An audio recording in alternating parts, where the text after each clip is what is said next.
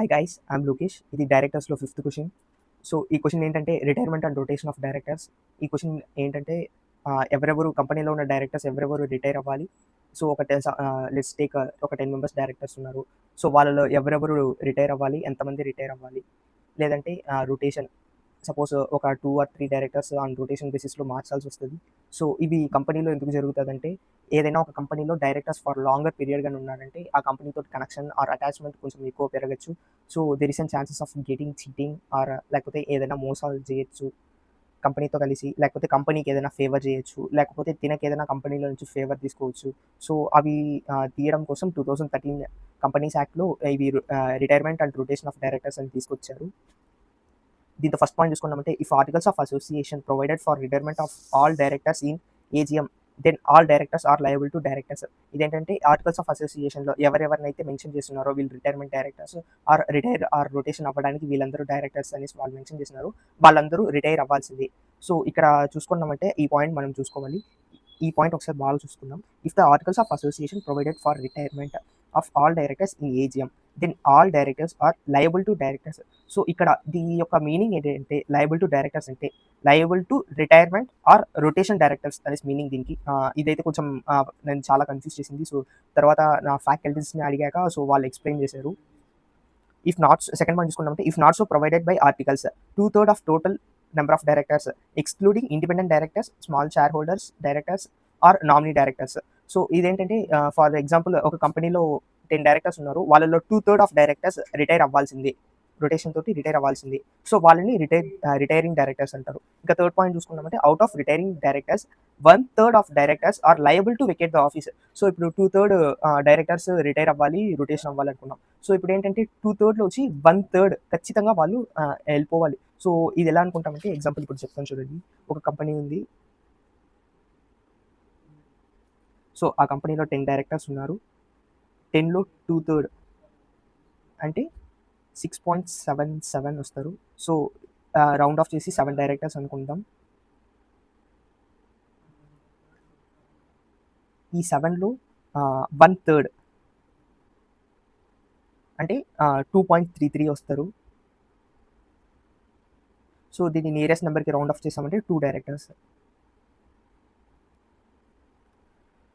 So ఇదైతే ఇప్పుడు ఈ 2/3 వచ్చి రొటేషన్ చేయాల్సి వస్తుంది. ఆ రొటేషన్లో 2 డైరెక్టర్స్ అంటే 7 డైరెక్టర్స్లో 2 డైరెక్టర్స్ ఆఫీస్ని వదిలేసి వెళ్ళిపోవాలి, ఆ కంపెనీని వదిలేసి వెళ్ళిపోవాలి. ఇది ఆ పాయింట్ చెప్తుంది. సో ఇంకా నెక్స్ట్ చూద్దాం. Who to retire. Fourth point చూసుకున్నామంటే the directors who were in the office for longer period is liable to retire first. ఇదేంటంటే డైరెక్టర్స్లో 10 డైరెక్టర్స్లో 7 వెళ్ళాలని చూసాము, కాకపోతే ఆ 7ని ఎలా సెలెక్ట్ చేస్తారు.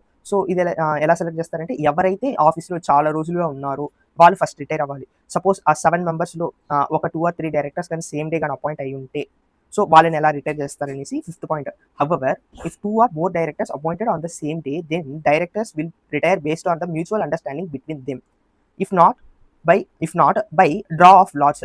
సో ఒక 3 డైరెక్టర్స్ ఉన్నారు, వాళ్ళు అందరూ ఒకే రోజు అపాయింట్ అయి ఉన్నారు. సో ఇప్పుడు వాళ్ళలో ఒకరిద్దరు వెళ్ళిపోవాలనుకుంటే వాళ్ళలో వాళ్ళు ముగ్గురు డిస్కస్ చేసి మాట్లాడుకొని వెళ్ళాల్సి వస్తుంది. సో వాళ్ళు ముగ్గురు డిస్కస్ చేసి వెళ్ళడం కుదరలేదు, వాళ్ళకి మాటలు సరిగ్గా కుదరలేదు అనుకుంటే అప్పుడు ఏం చేయాలంటే లైక్ మనం ఈ రాములు సీత ఆడతాం కదా, సో అలాగనమాట. ఒక పేపర్లో చిట్టీల్లో ముగ్గురు పేరు రాసి కింద వేసి దాని నుంచి 2 కాగితాలు తీసి దాంట్లో ఎవరి పేరు వస్తే వాళ్ళని రిటైర్ చేసి పంపించడమే. సో అది ఫిఫ్త్ పాయింట్.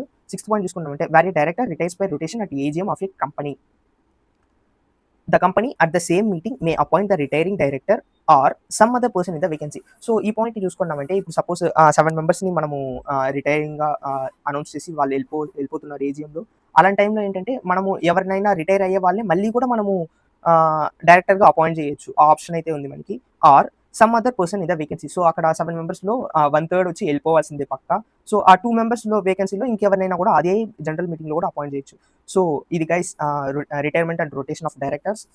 ఈ క్వశ్చన్లో మనం ఈజీగా ఎలా గుర్తుపెట్టుకోవాలని చూద్దాం. సో ఇక్కడ చూసుకున్నామంటే 6 పాయింట్స్. ఫస్ట్ ఏఓఏ కానీ ప్రొవైడ్ చేసి ఉంటే దాంతో ఎవరెవరినైతే మెన్షన్ చేస్తున్నారో వాళ్ళందరూ రిటైరింగ్ డైరెక్టర్స్. సో అంటే రిటైరింగ్ అండ్ రొటేషన్ డైరెక్టర్స్.